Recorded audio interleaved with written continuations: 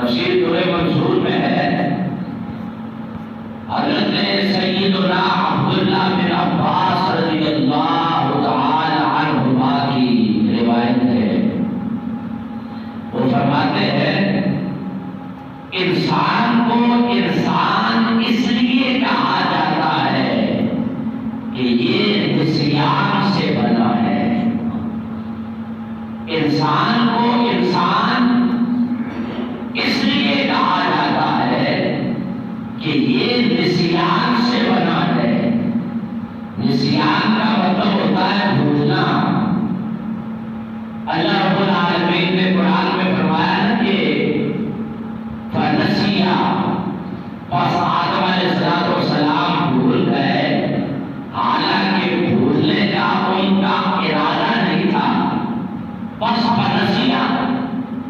تو حضرت عبداللہ بن عباس فرماتے ہیں رضی اللہ تعالی عنہما، انسان نسیان سے ہے جس کا معنی ہے بھولنا۔ لیکن میرے عزیز بھائیوں، ایک ہستی ہے انسان کامل کہ جنہیں محمد مصطفیٰ کریم علیہ السلام کہا جاتا ہے۔